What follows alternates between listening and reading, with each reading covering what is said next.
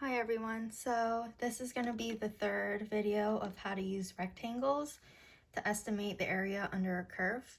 And this time we're going to use centered points. So again, just like our last two videos, we want to find the area under the parabola y equals x squared from 0 to 1 using 4 rectangles. And since our interval is from 0 to 1, again, that gives us a spacing on the y-axis of 1/4. So again, 1/4 plus 1/4 gives us 1/2. 1/2 plus 1/4 gives us 3/4. And again, we're going to estimate what the integral from 0 to 1 of x squared dx is going to be. And this time, since we're using centered points, that means our rectangles are going to look like this. Our rectangles are going to have a dot in the middle. So for this version, we want to put a dot in the middle of our small intervals. So our first small interval is 0 to 1/4, and in the middle of that is going to be 1/8. Okay, and our first tiny rectangle is going to look like this. Okay, I think I'm going to use different colors for this. So next, our next dot is going to be at 3/8, which is in the middle of our second small interval from 1/4 to 1/2. And we want to put our dot where our curve is. So our second rectangle is going to look like this.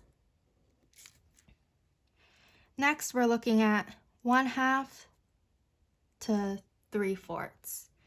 And in the middle of that, it's going to be 5/8. And our curve is here at 5/8. So our rectangle is going to look like this. And so far we have 3. Next, between 3/4 and 1, I have, at this point, it's going to be 7/8. And my curve is here. And my rectangle is going to look like this. Okay, so now I have my 4 rectangles that I wanted. And again, to find the area of a rectangle, I want my height, which is my y value, my f of x, and I want my width, which for all of these rectangles, it's going to be 1/4, because 0 to 1/4 is 1/4, 1/4 to 1/2 is 1/4, and so on. So to find our area using the same process we did for the other two, I have 1/4 times f of, be careful, my height for my rectangles is going to be at the middle points where I found. So my first one is going to be at 1/8 plus 1/4 times f 3/8 plus 1/4 times f 5/8 And my last one, 1/4, which is our width, remember, times f at 7/8, which is our height. Okay? And this gives me 1/4 times, remember this is gonna be 1/8 squared because my f of x is x squared. 1/8 squared plus 1/4 times 3/8 squared plus 1/4 5/8 squared here plus 1/4 7/8 squared. And we want to just do all of this math out. And our first term turns out to be 1/256. Our second term is 9/256. My third term is 25/256. And my last one, oh, can you see? Okay. 49/256. And that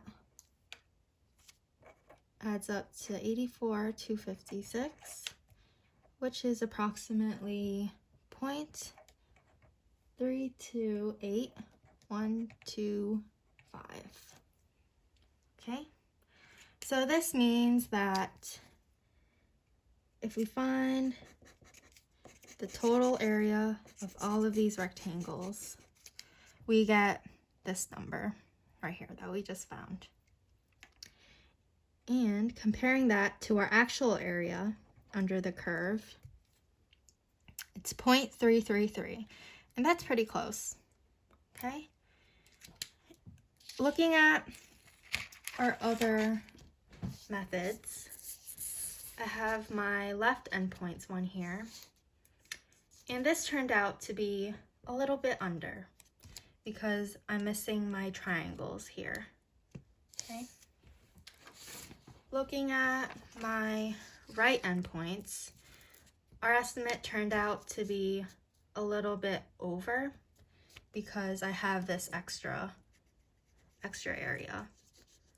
Okay, and looking at our center points, this turns out to be the best estimate of the actual area because I'm going a little bit over here, a little bit over, but then I'm also missing these triangles, so it kind of evens out.